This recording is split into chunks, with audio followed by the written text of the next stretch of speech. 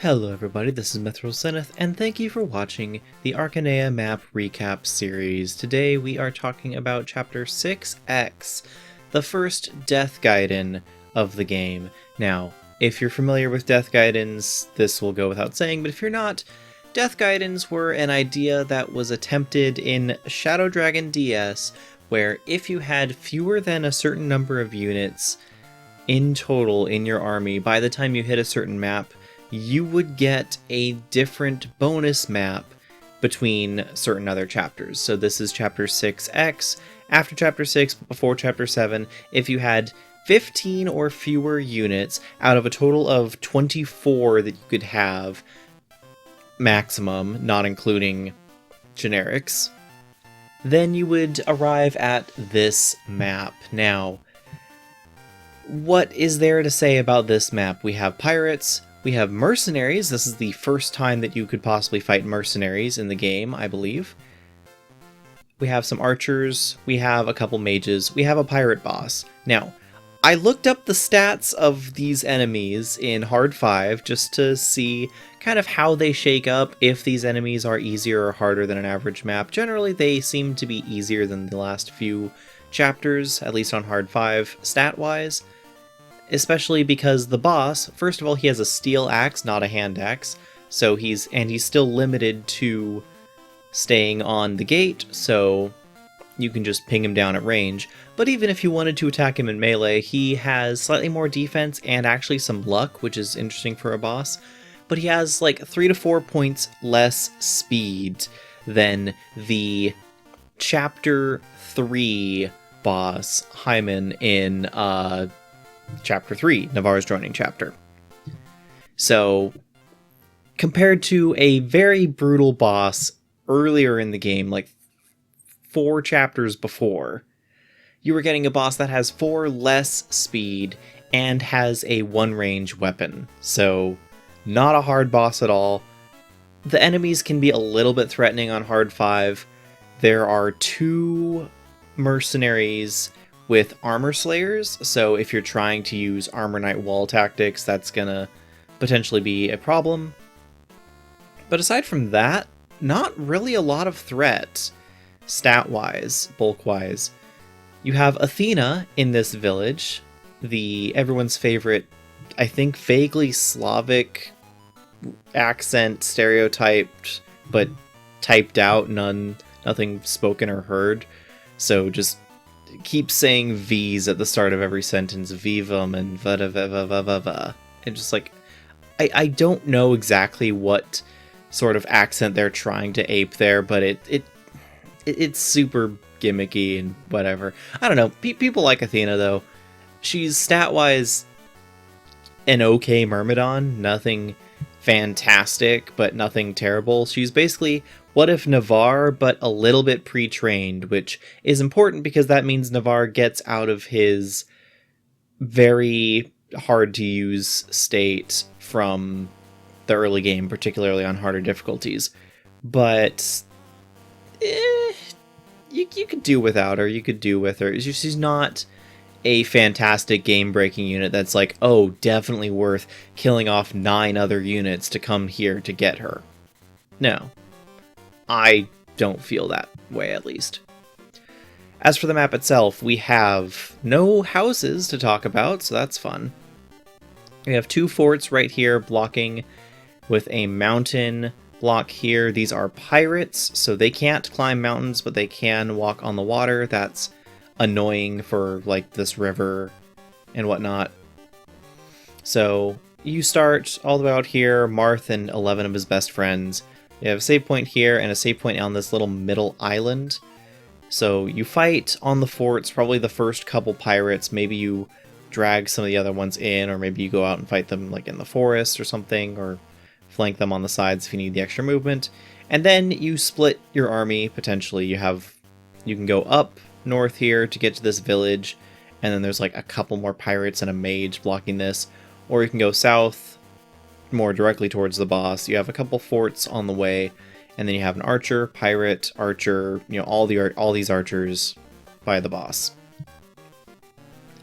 what to say about the map. There's nothing particularly interesting about it. It's like, okay, you have this first choke point to fight on forts between mountains against enemies who don't get defensive terrain bonus and are slowed in their progress towards you by forests, so you are only facing like 2 or 3 enemies at a time.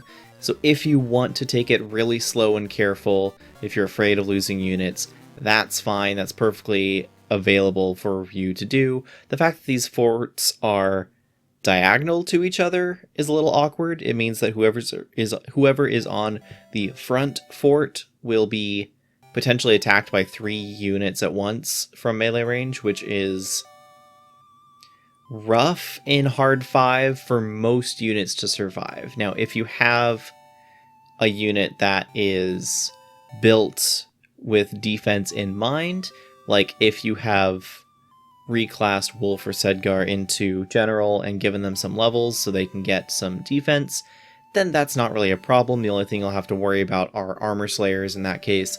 But if you haven't, then they're still hard 5 enemies, they still pack a punch, they still have A rank weapons, and you're fighting a sword and a couple axes. This is interesting because the past couple maps we've not had axe enemies for a while, so welcome back to axes, I guess. You have another chance to use swords, raise a sword rank or something.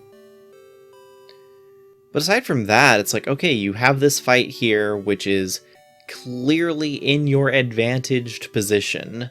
You have the advantage in this fight for terrain, the forts, and they are slowed down by the forests. And then you advance, you can fight in the forests to pick off the other enemies here. I think some of these enemies move forward, but most of them are stationary until you get within their normal attack range. And then what? Do you split? Do you go south? And well, you have to cross a river over a bridge and another bridge, and those archers are annoying. Do you go north? Okay, well you kind of have a couple, I guess not a couple turns because the maps are pretty small. You have a lot of movement in Shadow Dragon, but like a turn or two of like, okay, I'm gonna move and then just reposition for another fight, take the village, reposition for another fight, take the fight, archer, archer, archer. That's really annoying. Lots of archers here, so flying over with Sita isn't going to do much. And if you did, not only is it archers, but then it's also pirates, so you're sending over a flying unit into a bunch of axe users. So that's kind of rough, especially on harder difficulties, when the weapon triangle is severely in your disadvantage.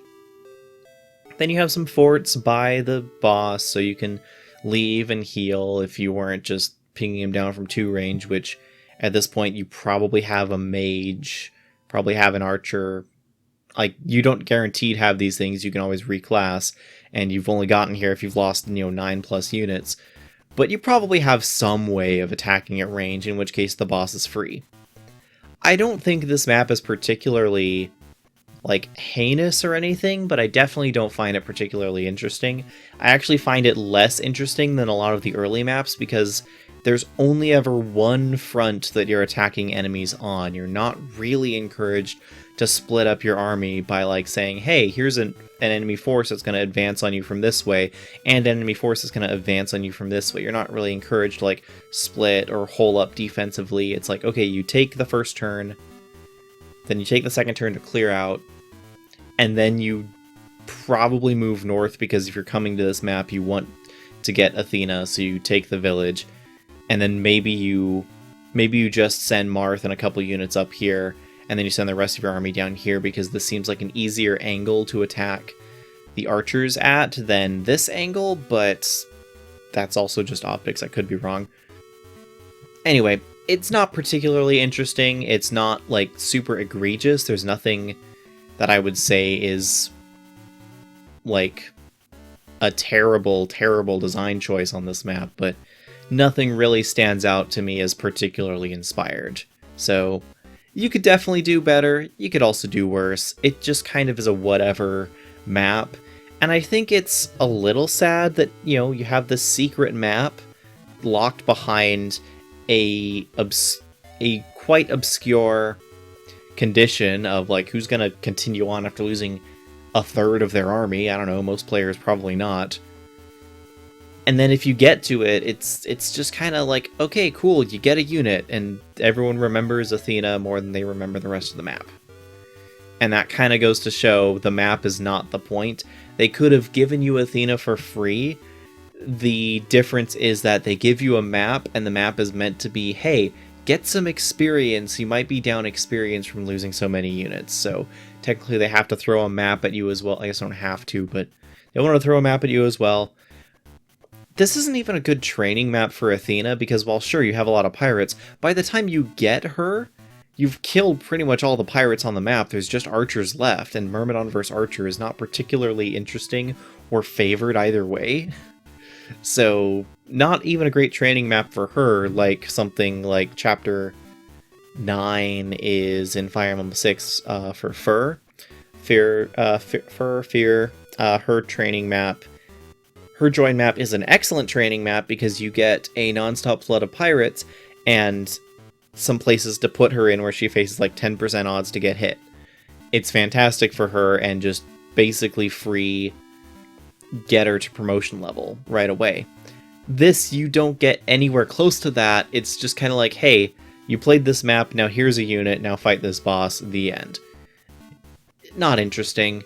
I've talked for too long, honestly, about it, and I'm going to move on to something else. So, thanks for watching. You have a good day. This is Mythos Zenith signing out.